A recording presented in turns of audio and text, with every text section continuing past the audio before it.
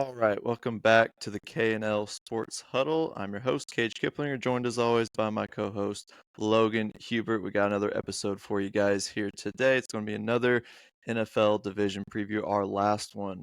We're here. Football season is right around the corner. We got college football this weekend. We will be previewing a handful of the best games on Saturday and Sunday. But yeah, how we doing today, Logan? Doing well. It's been a fast 8 weeks. Feel like we just did the AFC East preview just 1 or 2 weeks ago, but here we are doing NFC West, which is our Week 8 preview, which means, yeah, like you said, college football this week. We already had Week 0 on Saturday. There was some entertainment there, but yeah, it is here. Cooler weather is here in the Midwest. I know those out on the West Coast, which is ironically the division we will be previewing is super hot right now, but here where we are, it's fall weather, which means it's football time. Yep, it is football time. Yeah, it seemed like only yesterday that I was talking shit about the Miami Dolphins and how they're going to be one of the worst teams in the league this year. So we'll see if it plays out. But let's get to what missed the cut here. I think we got to easily the thing we got to start off with is Tommy Fleetwood winning the Tour Championship. He finally breaks through. He's no longer the choke master. Been up there in the top of the leaderboard so many times this season and finally breaks through at the best possible time because he goes home with $10 million in the bank.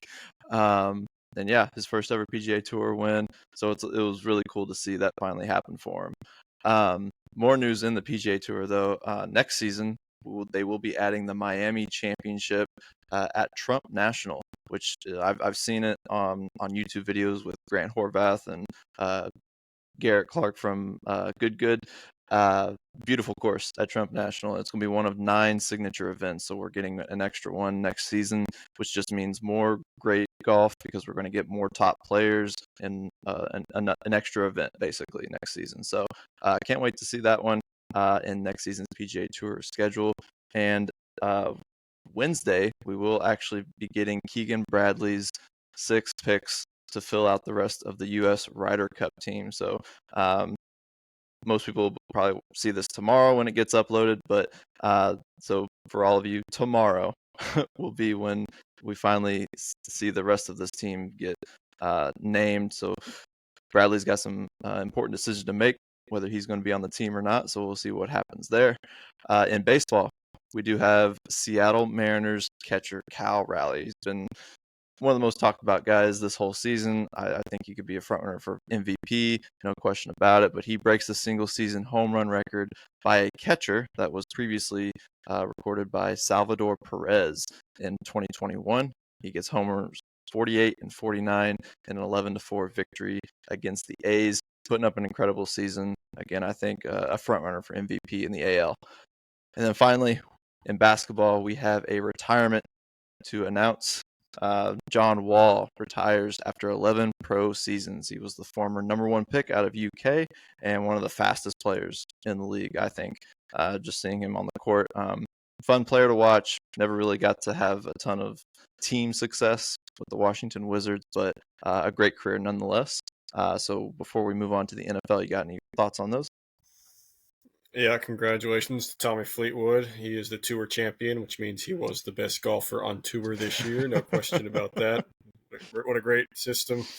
All joking aside, yeah, much deserved because he's for one, he's been runner-up several times, but this year he's arguably been the best golfer other than Scheffler here recently because he's finished consistently and towards the top. So I'm glad to see him finally break through. It was a painful pairing to watch him and Cantlay together. That was one of the slowest golfers on tour. That was pretty brutal to watch. But hopefully he's on the Ryder Cup team. Hopefully Cantlay's on the Ryder Cup team and he can bore the team Europe out of their mind so they can't concentrate. That'd be a good strategy. But anyways, and then back to John Wall. For me, if I listed all of the #1 picks in history from best to worst, like starting obviously with LeBron, #1, and then like the biggest draft busts at the end. I think John Wall's perfectly in the middle. Just completely average when it comes to #1 picks. Really talented, but like you said, no team success. Not a guy that anyone really feared, but had some respect because he did take those Wizards teams to the postseason a few times as their best player. So yeah, definitely more fun to watch at Kentucky. I feel like part of that was and playing on the Washington Wizards, which has never really been an ideal. Some of those teams were fun with Bradley Beal. They had Otto Porter and Gortat. Yeah, Otto Porter and Gortat and Morris. Yeah, Morris, one of the Morris twins. But yeah, yeah. But I mean, 11-year NBA career, solid career. So happy retirement to John Wall. Yeah, he wasn't quite LeBron, but he also was not Anthony Bennett. So yeah, no, but not even close to bust. Yeah, but yeah.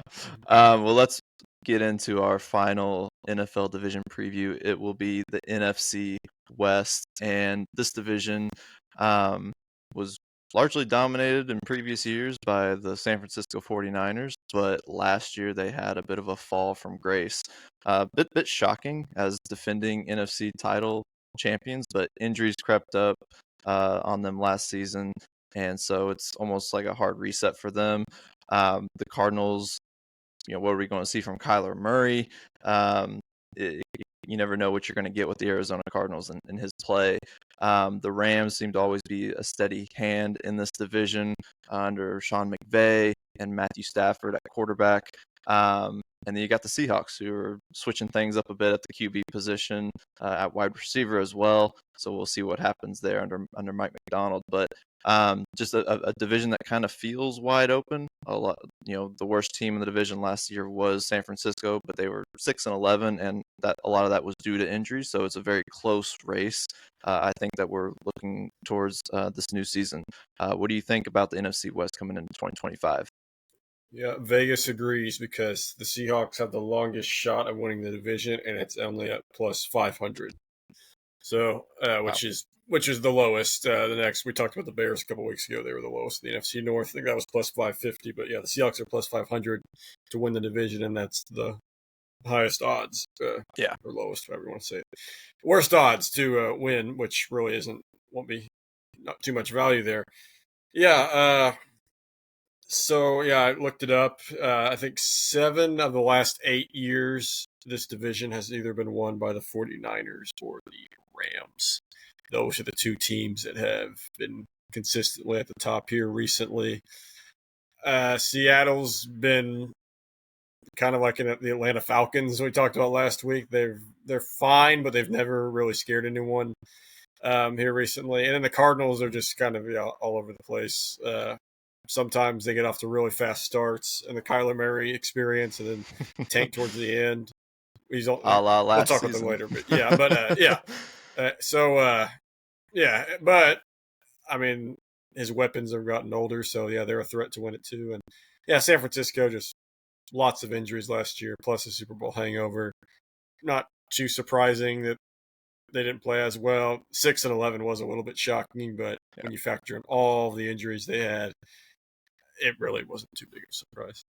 Awesome. So let's break them down like we've done this whole time in these 8 weeks that we've done this. So we will start with the Arizona Cardinals, who finished last season with a record of 8-9. I'm just going to lay it out. This season's a make or break, I think, for Kyler Murray. I mean, something's got to happen. He's only played in one playoff in the 7 seasons that he's played as an Arizona Cardinal. So, after the bye last season, things kind of collapsed on him in his play. He had a great ratio to a touchdown to interception ratio coming into the bye week, and it just imploded afterwards. And he's a small quarterback. He runs around. He looks funny when he runs around, but the passing wasn't quite there in the second half of the season. They need better production from him and Marvin Harrison Jr. Marvin Harrison Jr. out of Ohio State, my boy, but they only connected for 8 scores. Failed to hit the 1,000-yard mark as a receiver. So they just need more production from those two, which are meant to be the tandem on this team that has to work for them to have a lot of success, at least on the offensive side. Front office did make a lot of moves to improve their defense. They signed Josh Sweat from Philly. They brought back Calais Campbell. they drafted 6 of 7 picks on the defensive side, most notably Walter Nolan III from Ole Miss and Will Johnson, who I think could be the biggest steal of the draft at corner from the cornerback from Michigan. He dropped and dropped and dropped until he was into the second round, and they picked him up. So I think they had a really good draft. I think the defense is going to be a lot better, which was a bit stale last season. But it's all going to hinge on the play of Kyler Murray, and I think he's really got to show what he's made of this season. Yeah, like you said, one playoff appearance going into year 7, no wins. They got humiliated against the Rams in that 1 year. I don't know what you want to say. See the Trevor Lawrence of the NFC, or is Trevor Lawrence the Kyler Murray of the AFC? Both very similar first pick quarterbacks who've got a second contract but haven't really lived up to that second contract yet. So, yeah, I mean, I agree. It's kind of make or break.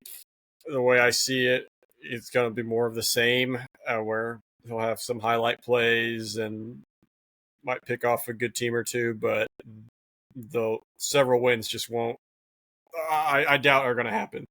But he's not. I feel like Jonathan Gannon, their head coach, might also be under some heat too. He was probably given a little leeway going into this job because they were not good whenever he took over. But he's only been 12-22 since he's going into his third year. So if this if the ownership of the Cardinals is impatient, I would not be surprised if they move on from him, if they have another middling year like they have in the last 2 years. But yeah, like you said, the defense they weren't horrible, but yeah, they were just kind of mid. But yeah, adding Josh Sweat was huge. I like them prioritizing all the defense in the draft and free agency, because I feel like the offense is pretty much set. If it doesn't work, you just got to reset, because you supposedly have your franchise quarterback, Marvin Harrison Jr. You gave him a wide receiver 1, and I still believe he will be. I just think his expectations were too high last year, and he still had a decent year. It's just they put out Jamar Chase and Justin Jefferson rookie level hype, and it just didn't. I mean, those are 2 generational guys, but him, Trey McBride, great weapon at the tight end position. James Conner, not bad for the offense they run. I feel like he works pretty well. So yeah, I feel like all the pieces are there for a team that's in a division where there's no absolute juggernaut. So I think on the offensive side, there's enough talent. It just comes down to, can Kyler Murray win? And I have my doubts. Yeah, what's the divisions that the NFC West is lined up to face on their schedules? They are playing the AFC South and the NFC South. They're playing both Souths, which greatly contributes to the Cardinals having the 27th ranked strength of schedule. The Rams obviously have the toughest because they finished first, but it's only at 17th. Seahawks 22nd, and the 49ers have the easiest schedule in the NFL. Yeah. So, yeah, I mean, there's for all these teams, especially the Cardinals and 49ers, we'll talk about in a second. I mean, the schedule's there for them to win some games, win more games this year. But we shall see. Yeah. So what are you seeing for their line? I was seeing 8.5. Yeah, all of these lines that I saw, I don't feel comfortable with any of these picks. Usually I feel comfortable like at least 3 of them. Vegas nailed these perfectly. So you said 8.5 is what you saw. Yeah. I just see more of the same. This would be a stay away, but if I have to pick, I would go under, because I see them at 8 and 9. I just see more of the same. Mediocre mid team. There will be some flashes, but not enough to really make any noise. Yeah, I'm banking on the schedule. That's why I brought that up. So I will go over on this. You're not getting plus money on this. It's minus 125 for the over 8.5. But they finished 8 and 9 last year, and I think with the additions on defense, as well as get another year with the relationship between Kyler Murray and Marvin Harrison Jr., I think the offense could be a little bit better. I think they could at least improve a game or two upon last season. So I do have them on the over for this one. Yeah, if you recall, they were 6-4 last year going into their bye week. Yeah, which put them right in the playoff mix, and they finished an ugly 2-5. Yeah, so I mean, but we've seen this multiple times with Kyler Murray. The year they made the playoffs, remember they started that year like 7-0, and Yeah. they had that close loss on Thursday night to Green Bay where AJ Green didn't turn around, and then then they just kind of snuck into a wild card spot and got blown out by the Rams. So yeah, they've been known to get off the fast starts.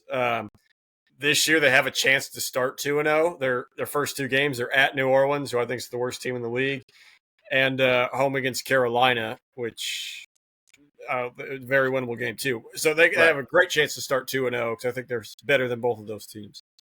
But then it's just about sustaining that success, which I don't see them over doing, which is why I'm going to go under. Yeah. All right, the San Francisco 49ers, we'll move on to them. Finished last season, as mentioned before, at 6-11, last in the division. Super Bowl hangover, injuries at all contributed to what was a bit of a failure after losing the Super Bowl to Kansas City the year prior. But they're on a 30-year Super Bowl drought. It's one of those towns, one of these NFL towns that it's Super Bowl or bust. It's one of those big brands. It's the San Francisco 49ers, and they expect to be in the mix every year. So given the schedule that we've mentioned earlier, I think a return to form is crucial, and I think will happen for them this season. I think last season we'll look back on as a bit of an aberration, a bit of an exception to what's been a pretty successful run with Kyle Shanahan as the head coach, and kind of this whole organization, John Lynch at GM, and then having Mr. Irrelevant, Brock Purdy at QB. They lost a lot of players, though, to free agency as a way to some of it was their own doing, was make the roster younger and more affordable.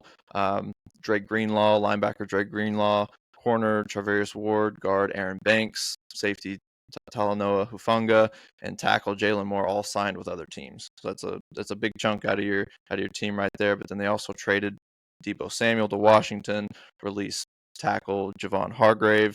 But in the draft, it was their biggest draft yet. They had 11 picks in this last draft, and it was the largest in franchise history. They made up for a lot of those free agent losses, added depth, added youth to re-energize this team. It's not a rebuild, though. I mentioned it before. This is a reset, and I think when you still have guys like Christian McCaffrey, George Kittle, Trent Williams, and Brock Purdy under center, this isn't a team that's going to be looking to rebuild. This is just a reset that I think they can get back on track with this franchise, including Nick Bosa and Fred Warner. They're also still there. So yeah, this is not a rebuild because I feel like they're still keeping most of their best contributors. Yeah, I mean, you rarely see a team who gets hampered by injuries one year also get hampered by injuries another year. That just doesn't happen too often. So I don't see that happening again this year. Brock Purdy does not get enough credit for making people forget that the 49ers had the worst draft pick of the last 5 years. I don't even know. It might be longer than that with Trey Lance because, I mean, he only played – how many snaps did he even play for them? They traded up for him to get the number 3 pick. They traded the first rounder, and they got hardly any production from him. And they traded him. They just happened to land Brock Purdy, like you said, Mr. Irrelevant with the last pick, and has made everyone forget about it. And so no one talks about it. But in all fairness, I mean, that was a horrible pick that Brock Purdy has saved the 49ers. And I still think gets underrated. He kind of got the Jalen Hurts treatment. Jalen Hurts is getting treated now with he just wins because he has star players. Well, yeah, that helps. Definitely. I'm not saying it doesn't, but I mean, you got to have somebody efficient under center there. And I feel like Brock Purdy's done a great job so far as San Francisco. But 2 years ago when they made that Super Bowl run and nearly won, took Kansas City to overtime. Yeah. Christian McCaffrey was a huge part of that season. He has had injury history before. That 2 years ago was kind of an aberration where he played the whole year and got all those yards. But I would imagine he's going to be more healthy this year than he was last year, only sitting out for 3 games, and that would be huge. So yeah, I see this team also having a bounce back year. Since 2003, the 49ers have either missed the playoffs or made the NFC Championship game. So, yeah, that's just an interesting statistic. Yeah. And that shows you why. Kind of makes me feel really good about when we do picks later. Yeah, but it just shows you why they always have aspirations there. Because if they're playing bad, we just know they're going to miss the playoffs. But if they make the postseason, there's an expectation, no matter what seed they are, that okay, we can make a push for the Super Bowl. Now they haven't won a Super Bowl in that time span, but still, the pretty amazing, pretty cool stat that in the last 22 years, no playoffs or NFC Championship appearance. Yeah, and Brock Purdy, last year, despite having key players key weapons on offense go down with injuries, he still threw for 3,800 yards, 20 touchdowns while he dealt with shoulder and elbow injuries, and he even sat a couple games with those injuries. So I thought last year was still impressive for what he had available to him, and I think when he gets those pieces back, this team's going to be a lot better, and we're going to see a much better team than the 6-11 team that we got last year. Yeah, I'm still not very high on their receivers right now. Brandon Ayuk is going to be out for the first several weeks. Obviously, George Kittle's George Kittle, great target, great tight end to have. But your receivers are going to be Ricky Pershaw and Jawan Jennings, which you're going to really need McCaffrey to stay healthy and Kittle to be productive. Yeah, to keep things to have success like you did 2 years ago. Yeah, I think Jawan Jennings will definitely have to take an extra step, be that wide receiver one, because I don't see it being Pearsall. And to that point, last year, not only on the field issues, but off the field issues. I mean, Ricky Pearsall getting shot before the start of the season. Trent Williams and Travaris Ward had lost children. It was a lot of distractions, a lot of off the field and on the field injuries. I think that just everything went wrong for them last season. But to still go 6-11, I think bodes pretty well for them this year. They did trade for Brian Robinson Jr. from Washington just in the last few days. So at least pairing him up with McCaffrey could help the injury history that McCaffrey has had, give him less touches. Robinson's a very good back, and I think would supplement for them not having Jordan Mason anymore. Yeah, I agree. Yeah, obviously you can't replace Christian McCaffrey with another Christian McCaffrey, but you do need someone competent with his injury history. And Robinson Jr. coming from Washington, I feel like is a good go. Yeah, especially after having a successful season with Washington, being able to carry that over to another team is I think key. I'm seeing their line at 10.5. What do you got? I also see it at 10.5. Keep in mind they have the easiest schedule in the league. They only play 3 playoff teams from last year. Obviously, the Rams twice, but the only other teams are the Buccaneers and the Texans. None of those teams made it to their conference championship games. Buccaneers got bounced in the first round. Rams and Texans both made their respective divisional rounds. So, yeah, they don't play any juggernauts this year. Only 4 playoff teams. They finished last place in their division, so they're going to play the last place team from the NFC North, which is the Bears, and the NFC East, which was the Giants. So, yeah, they're missing out on all the other good teams. So, yeah, that goes a long way, because I don't see this 49ers team near as good as they were 2 years ago, but I think the schedule just shapes up beautifully for them, which is why I am taking them at the over 10.5. And like I said earlier, I'm also assuming the injuries will not be as bad as they were last year when it comes to this year. Yeah, I'm banking on that as well. I'm banking on the schedule. Who are they going to play in primetime games? I guess somehow the Rams. Somehow they play the Colts on Monday night. That's the only primetime game the Colts have, which doesn't make any sense to me, but whatever.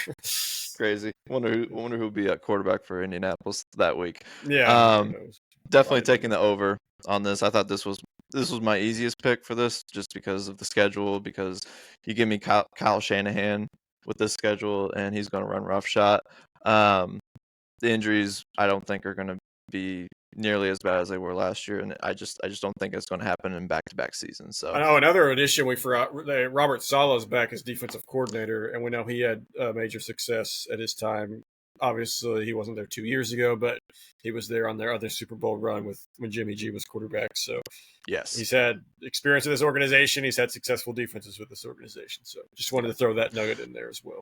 especially with all the young players they drafted. He can just mold them into whatever defensive scheme he wants to put them in. So I like that. He also really looks like Xerxes from 300.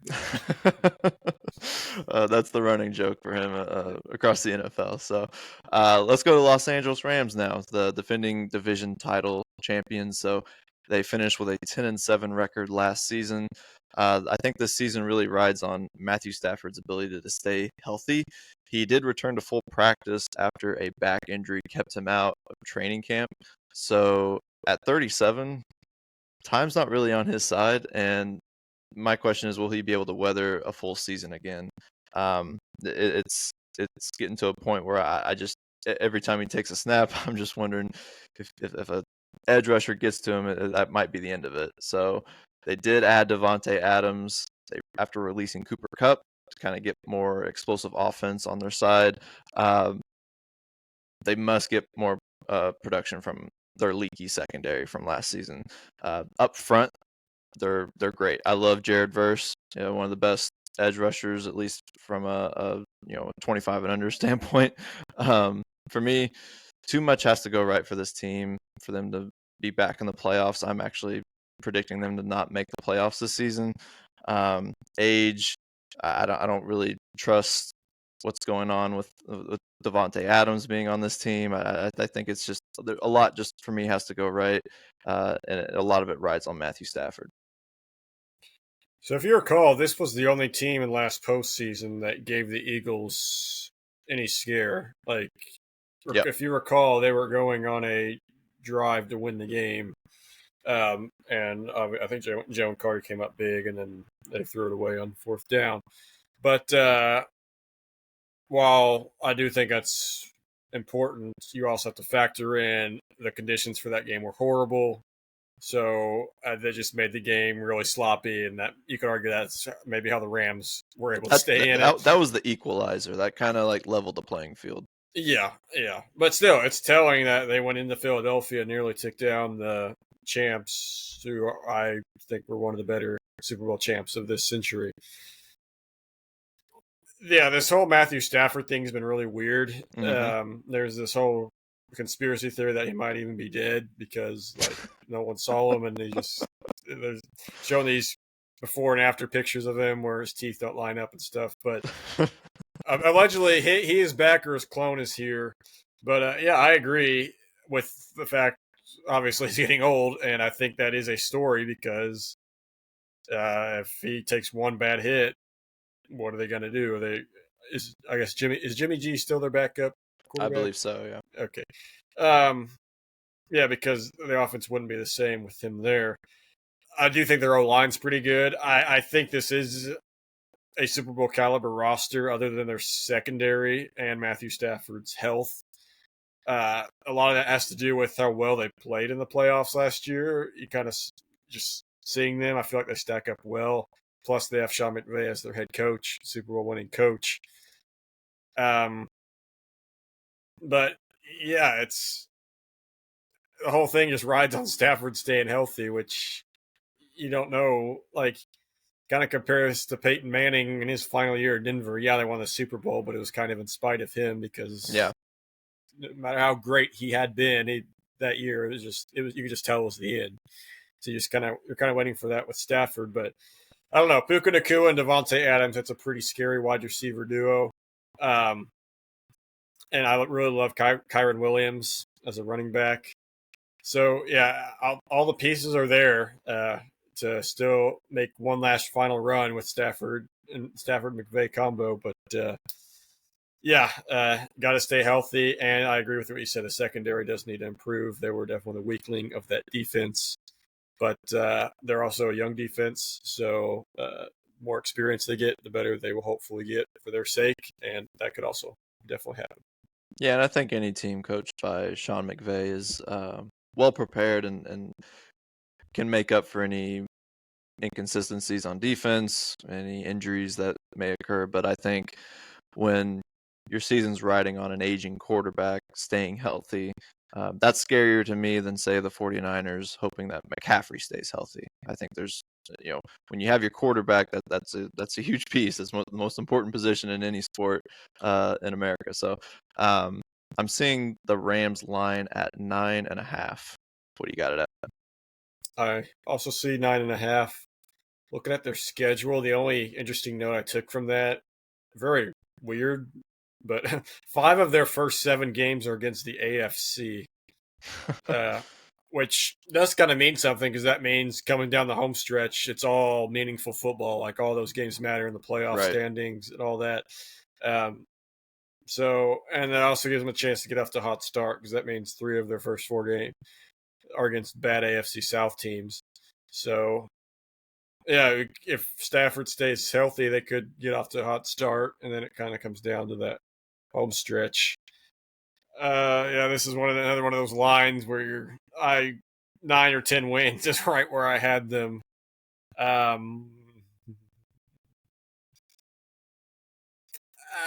I think they're gonna the schedule. Since I took the Cardinals under, I think I'm gonna go Rams over. The schedule is just too nice. I feel like for a team that won their division. So, but that doesn't mean it's gonna be that high over, and it doesn't mean you should follow my advice. But I will take the over 9.5. Yeah, I'm going the opposite of you. I am going under, getting a little bit of plus money, plus 105 on the under for the Rams. I just don't want to, I don't expect Stafford to play a full season. I think he's going to miss some games. I think he's going to take one too many hits, and he will be out for at least a short period of time where this could really hurt them in the win category. So I'm going to take the under on the 9.5. But let's move on to the Seattle Seahawks, man.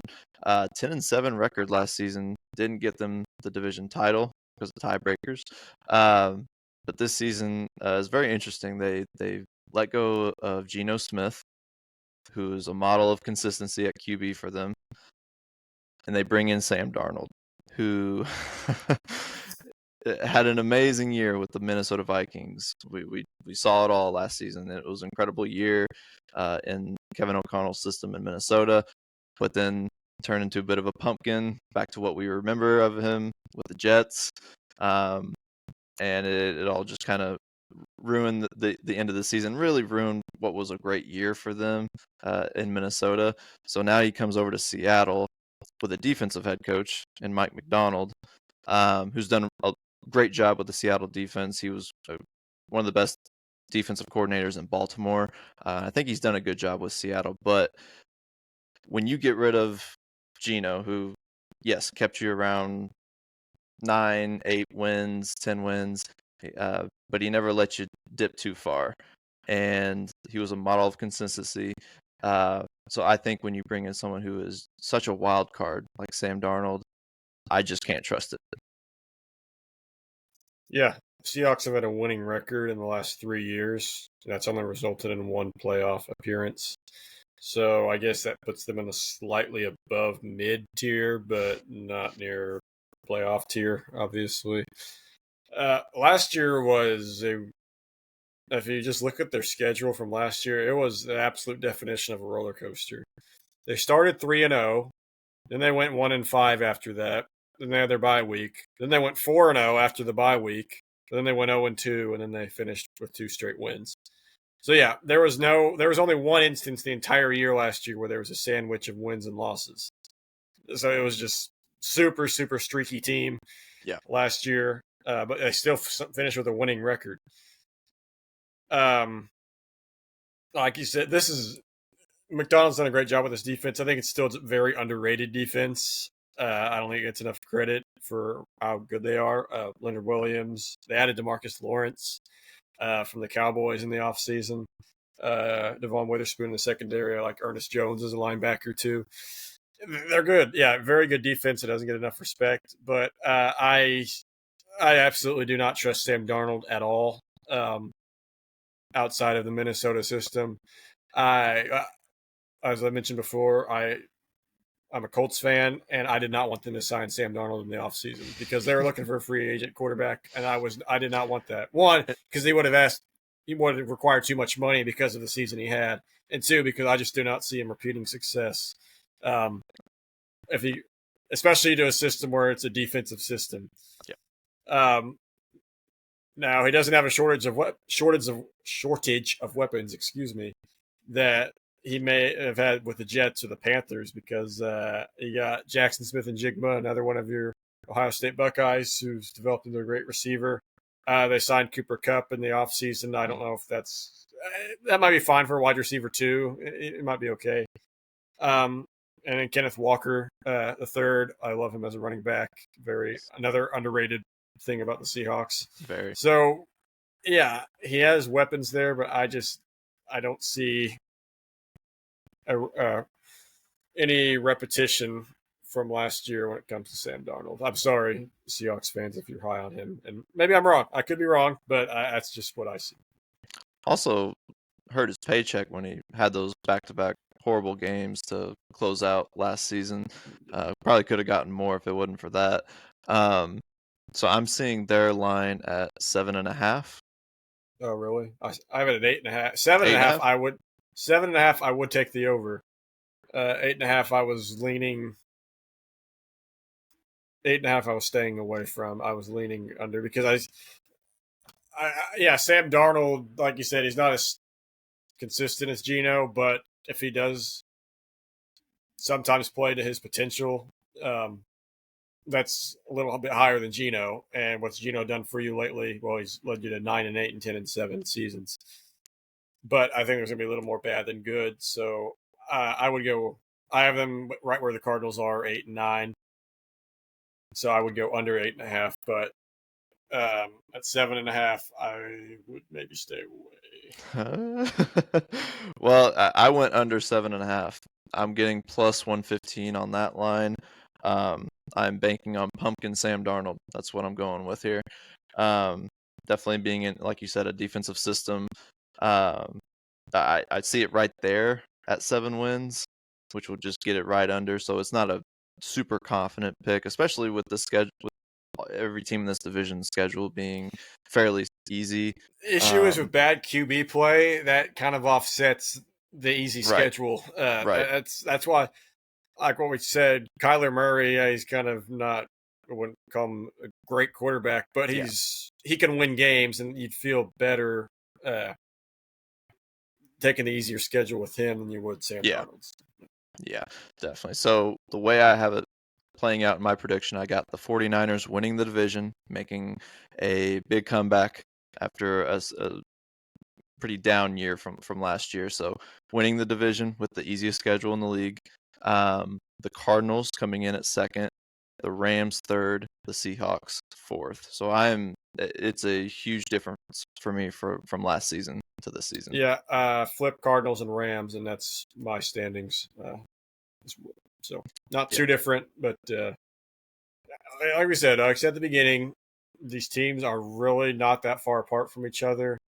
If Sam Darnold, which I don't believe he will, but if he did somehow play like he did in Minnesota, you could argue the Seahawks could be division favorites.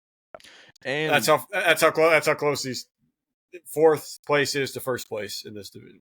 Right, and these games too, like every game in the division is so much fun to watch. One of the more underrated divisional matchup games that you'll see over the course of the season. So I know these, being out west, these games might be a little bit later than we're used to, but these divisional matchups are pretty good. So let's get into our end of year picks. So actually, hold up. Scratch that. What do we got in fantasy football, Logan? Fantasy, yes. Okay. Make this quick so we can, because the end of year picks are probably more enticing. But I mentioned a little bit ago a guy I'm really high on who doesn't get enough respect. I feel like I see him rated 38th on draft boards is Kenneth Walker the third.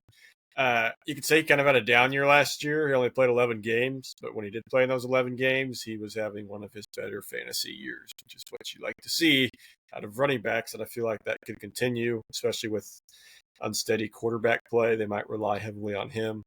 He does have a little bit of an injury history, but I am high on him. He's kind of I know 38 is not really a sleeper, but he's underrated. I'll say that. Yeah.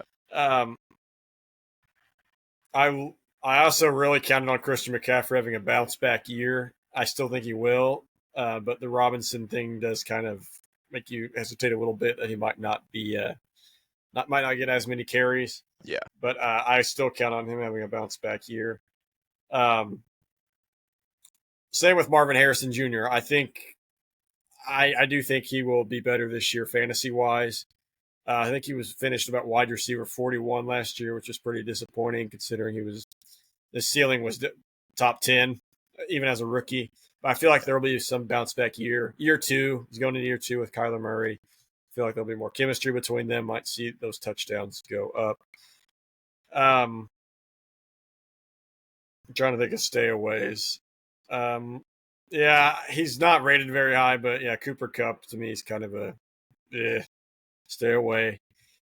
Same with Devontae Adams. Now he is kind of rated. He's rated pretty high. He's rated 35th on the draft boards, but he's also getting up there in age. He's no longer like a top 5 receiver in the league, but he could still be productive. But man, Stafford loves throwing to Puka Nacua. That's kind of what led to Cooper Kupp falling off late in the year last year, fantasy wise, because Stafford just loved targeting Nacua. Those little curl routes for Puka Nacua are killer. Yes, and yeah, so I'm not too high on Devontae Adams either. But yeah, when it comes to this division, I feel like all the running backs are good and solid picks if you land any of them. And I would say Bowers is probably tight end 1, but this division probably has tight ends 2 and 3. You could easily argue with Trey McBride and George Kittle, so strong division in that area as well. Well, there you have it. That's our final fantasy football focus for the previews. We'll definitely have more fantasy talk as we go along in this season. But let's get to these end of year picks. So we're going to go through. We do need to get our NFC champion, rattle that off real quick, but also Super Bowl MVP, offensive defensive player of the year, comeback player of the year, and coach of the year. So let's get it started with NFC since we're just closing out our NFC division previews. Who do you have coming out of the NFC and meeting Buffalo? We both have Buffalo coming out of the AFC. So who do you got meeting Buffalo in the Super Bowl? I am not confident at all. I'm more confident in the Bills pick, which is saying something because the Bills haven't made a Super Bowl since the 90s. That 49er statistic is really, really interesting. So interesting that I actually have them as the 1 seed in the NFC. And I laid out the rest of the NFC bracket, and I just see some beating up on other teams. So I'm going to go with the 49ers actually coming out of the NFC for the second 3 straight years. And it looks like you have done the same thing. If I could turn my screen around, I was like, I'm going to blow him away. I'm going to surprise him with this pick. He's going to go like Eagles or Lions or something. No, I don't. No, Eagles, I don't. I've mentioned them before, they're playoff team, but I don't trust back-to-back years. I just don't see that. And Detroit's just a loser franchise. I'm sorry, they're never going to make the Super Bowl. No matter how good they are in the regular season. I've got San Francisco plus 900 to make it out of the NFC, at least when I looked at it when I took it. Yeah, I am just, I don't know what it is. I just feel really good about this team coming into this year. I think they're going to be healthier. I think the schedule just is fantastic. It's one thing for like Carolina to have the easiest schedule in the league, but if it's San Francisco with this roster, with this coach, I am very confident that they can make it far, make a deep playoff run, and have one of the best comeback seasons that we'll see in our lifetime. Fairly said. I agree. That is, yeah. It's going to come down to what the Eagles, what their hangover looks like. If it's a Right. very minor, one of those hangovers where you wake up, have a small headache, but then you're right back to it. Like, wow, that was a fun night last night. Yeah. Then rest of the NFC might be in danger. But if it's one of those hangovers that lasts for days, and like that next day you just don't do anything and you're still feeling it when you go into work on Monday, then yeah, it opens up for anybody, especially like we're saying San Francisco. If they didn't have that easy of a schedule, I would not. There's no way I would pick them. It's just yeah, things set up beautifully for them. And like I said, you never see a team get that injured 2 years in a row, so they're due for a healthy year. And yeah, and the stat, like I said, since 2003, if you have them in the postseason, they will make the conference championship. And then all they need is one game. And if I have them as the 1 seed, that gives them home field advantage. So I love it. And there's no elite quarterbacks in the NFC. Like there's no I'm thinking all of them are in the AFC. I think NFC has possibly better rosters, but definitely the quarterback play is top notch in the AFC. But we just don't see that in the NFC. Like I think the best quarterback in the NFC right now is Jalen Hurts, but he's not elite. He's not in the top 4 of those. Like he's the top of the next tier. So I'm thinking like who could go in if San Francisco is the 1 seed, who could go in there and win and upset them in the playoffs? So I'm just thinking without elite quarterback play, I just don't know if any of these teams can. So right. And the only other team that I was really thinking about was Philly, with the foundation that they've built there in that organization. They're so good in the trenches that would be the way that it could carry over. But I mean, I just feel really good about this 49ers team for some reason. So yeah, we ended up with the same Super Bowl matchup. Crazy. Was not planned. Do you have your NFC playoff bracket? Like, do you have your NFC playoff standing? Well, I got my playoff team, so yeah. I do have just the Eagles coming out of the East. I have the Vikings and Lions coming out of the North, Buccaneers coming out of the South, and then the 49ers and Cardinals coming out of the West. Do I have enough playoff teams there? Okay, yeah, I had 49ers. I have 49ers as the 1 seed, Packers as the 2. My big bold prediction a few weeks ago was Cowboys win the NFC East. I'm still sticking with that. Cowboys as the 3. Buccaneers rounding out the division winners at 4 seed, and then I have the Eagles as the 5, Lions as the 6, and then Rams as the 7. And then, obviously Cowboys are going to lose in the first round. That Green Bay Rams game could be really interesting because I'm banking on Stafford being healthy by then, and Jordan Love and the Packers versus a veteran Rams team at Lambeau. That could be a really interesting matchup, and I could see an upset there.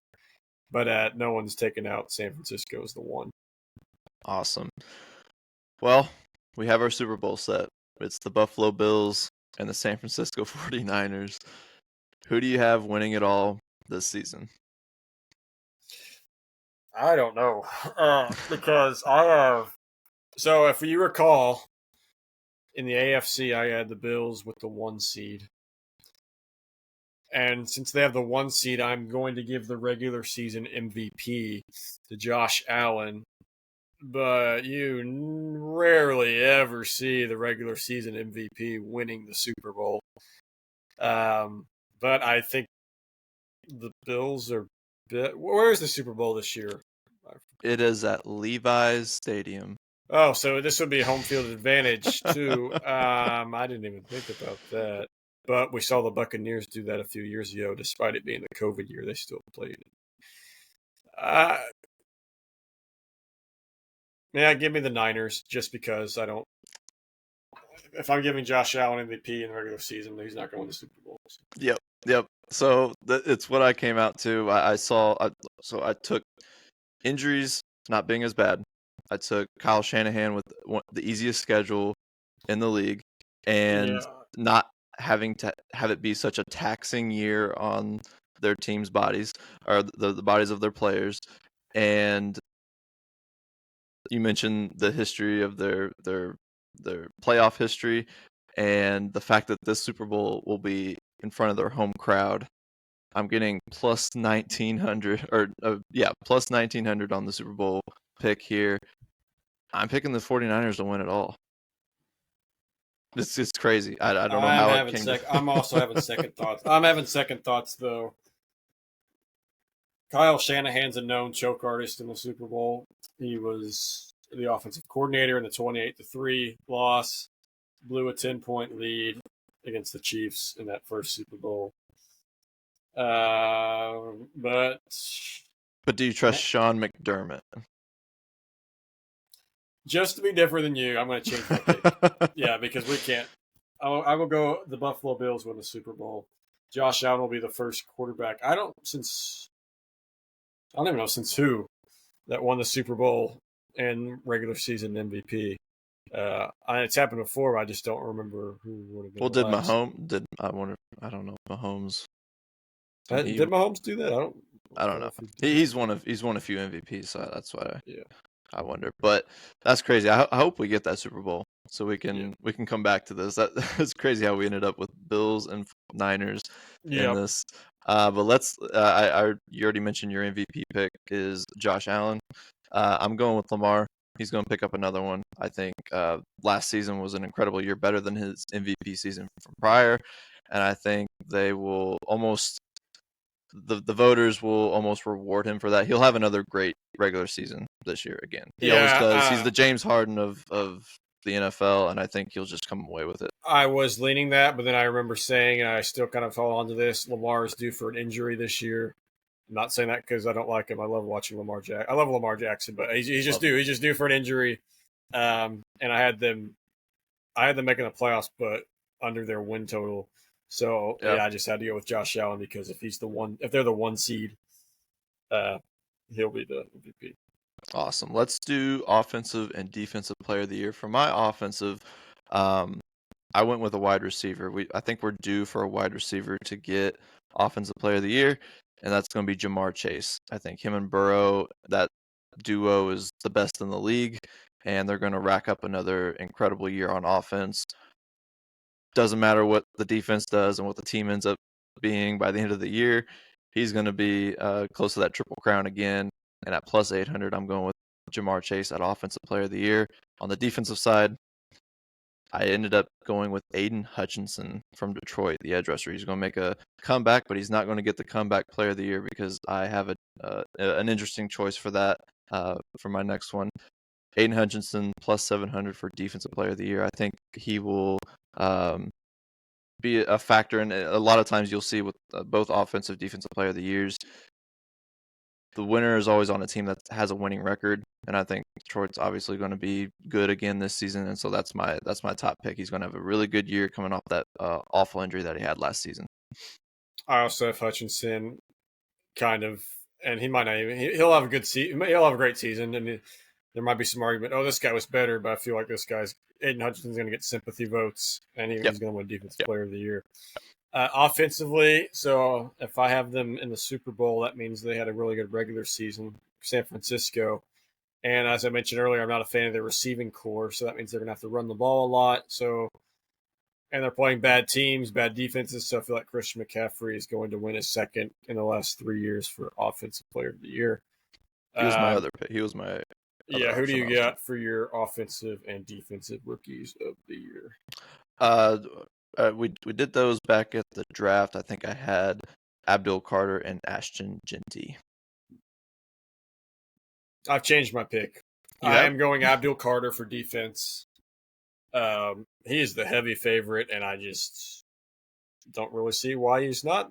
Wouldn't be the favorite because he's in a great situation because that Giants D line's incredible, even outside of him, with Dexter Lawrence and Thibodeau, and so he's going to have feast opportunities. So I was thinking they love giving this award to quarterbacks. I don't think Cam Ward, he'll be okay, but he's not going to be amazing. I don't think he's going to win this award. So it's the time for a skill player to win this. This is not a homer pick. I'm just going bold here. I think Tyler Warren, Yes. I see him replicating a Brock Bowers like year. And if Brock Bowers' season from last year translated to this coming year, he would be the obvious pick because he just happened to be in the same rookie class as Jaden Daniels. But with Daniel Jones as quarterback, he's just going to check it down a lot. But Tyler Warren, at Penn State, he was so good at this, and in preseason you can see this too. He's just open, and he's just always open. Like they throw it to him, and he's somehow always open. And I feel like that's going to be, you'll see that a lot this year. So yeah, I've changed my offensive rookie of the year pick to Tyler Warren. It's awesome. I realized I did not do a comeback player of the year, so I'll let you do that, and then I might try to think one off the top of my head. Yeah. But I'm going to go Kyle Shanahan for coach of the year. Bounce back year. They're going to get the 1 seed, from worst to first. So my other thought was, I know you're going to hate this, but Schottenheimer, just because the Cowboys' expectations were low, but I have them in the you have them winning the division. So, but they're going to. I know it's a regular season award, and I know what's his name. O'Connell won it last year, even though they got blown out in the playoffs. Yeah. But the difference was that team had zero expectations. They dominated all year, and they went 13-4, 14-3. So that's incredible. Schottenheimer, he'll be close, but they'll lose in the playoffs, and there'll be another bad taste, and people will just give it to Shanahan. But Shanahan will deserve it because going from worst to first is an accomplishment. Yeah, I had Shanahan up plus 2,000 for coach of the year. I think it's so funny looking at pretty much odds in agreement. Coach of the year. Yeah, like all the best coaches are like at the very bottom because they're already established. Well, all the new coaches are at the top. Pete Carroll, or at least with new teams or new head coaches, Vrabel, Ben Johnson, all those guys. For comeback play of the year, so I mentioned this guy a couple of weeks ago in our NFC North, and I had it wrong. He's not eligible for the Rookie of the Year, and that's J.J. McCarthy. So at plus 900, I have him as comeback player of the year after missing all of his rookie year. And he will be back. They will win a lot of games. I predict them to win the division, and they'll be in the playoffs. And I think he will do enough that he will be rewarded the comeback player of the year. I ended up going with him instead of Hutchinson based off his injury, because I think he'll get the defensive player of the year. So my big pick here, my interesting one, is the J.J. McCarthy for comeback player of the year. I like it. Yeah, I can't think of anyone off the top of my head. That one's just so hard to predict because they give it to Burrow every other year because sometimes you don't even know who's qualified for. Or going into the year, you don't even know who's going to be qualified for it. So it's kind of a. I mean, DeMar Hamlin when he won it 2 years ago, that was like everyone. Yeah, anyone who didn't even watch the NFL knew he was going to win that award because he came back from the dead. But that's the hardest award to predict, just because you don't really know who's eligible for that. All right. Well, before we move on to our week 1 college football games, if you're listening on YouTube, make sure you hit that like button, subscribe to the channel at KL Sports Huddle. If you're listening on Spotify, go ahead and give us a follow, rating, and a review. We're also on Instagram at Huddle KL Sports. You can see some of our content in short snippets, as well as any breaking news that we post on our story. Real quickly here, let's look at these week 1 games. College football's finally here. I think the big one, obviously, that I'm looking forward to is the big noon Saturday, Texas at Ohio State. Kind of scared about this game. You know, we got Julian Sayin, a redshirt freshman, making his first start, and it's against the number 1 team in the country. And any quarterback making his first start against the number 1 team is 0-18. Now, they are at home hosting the Longhorns, and Arch Manning, obviously, with a lot of expectations coming into this year, has a lot of hype. We haven't seen a whole lot because Quinn Ewers took up most of the games last season. What do you think coming into this game?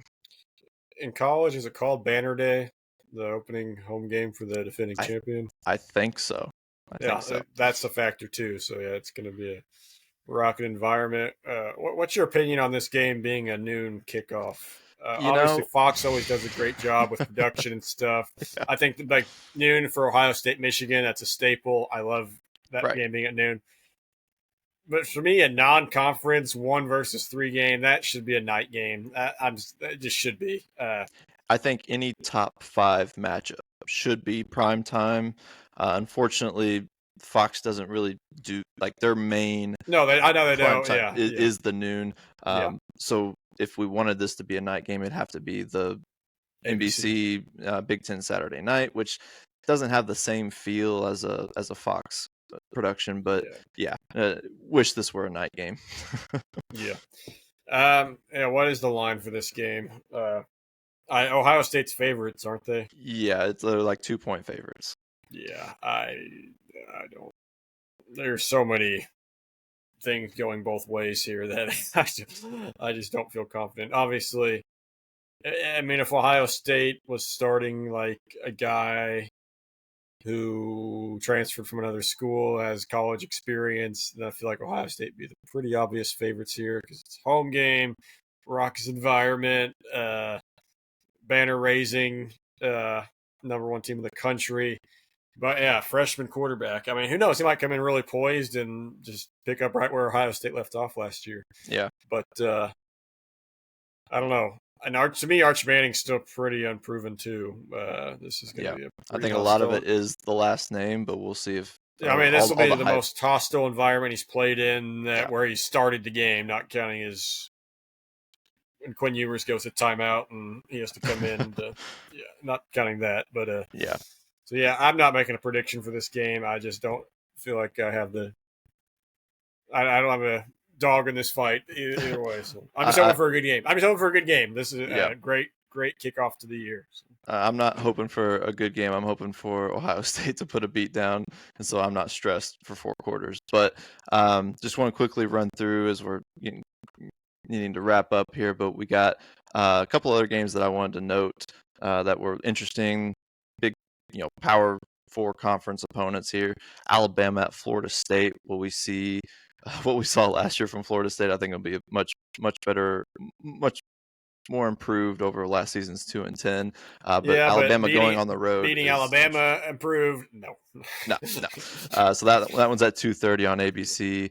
And then the night game, the Kirk Herbstreit, Chris Fowler game, Saturday Night Football, LSU at Clemson. I'm almost more excited for this because I won't have skin in the game here as a fandom. But LSU going on the road to a Clemson team that I think is going to be one of the best in the country. And then finally, Utah and UCLA late on Saturday night. And then Sunday, we do have Notre Dame at Miami, bringing that rivalry back at 6:30. Yeah, LSU, Clemson, very easy Clemson pick. LSU has not won a week 1 game since the Joe Burrow year, and I don't see that trend ending when they're going to Clemson, especially with Brian Kelly as their head coach. Yeah, Alabama, Florida State. I think Alabama's 13.5-point favorites. That's kind of I don't know. I feel like Alabama might put a beat down in this game. I know, like you said, they will be way better than they were last year. That 2-10 horrific gouge your eyes out Florida State we saw last year, but I think Alabama's going to be looking for a beat down. And then, that Notre Dame Miami game. Miami's another one of those teams I just do not trust in big games at all. Notre Dame is coming off a title game appearance. I feel like Notre Dame. This game's at Miami, right? Yes. I feel like Notre Dame's going to go down there and win pretty. Oh, it'll be a close game, but it won't be. It'll be pretty obvious who the better team is, in my opinion. Yeah. Well, I'm just glad college football is back. I'm so excited to watch over this Labor Day weekend. Hope everyone else has a great Labor Day weekend. But we will be back next week with Week 1 preview of the NFL schedule, as well as a recap of Week 1 for college football, preview Week 2 for college football. So we got plenty of football content coming your way. But that'll be it for us here at the KNL Sports Huddle. I'm Cage Kiplinger. That's Logan Hubert. We'll see you next week.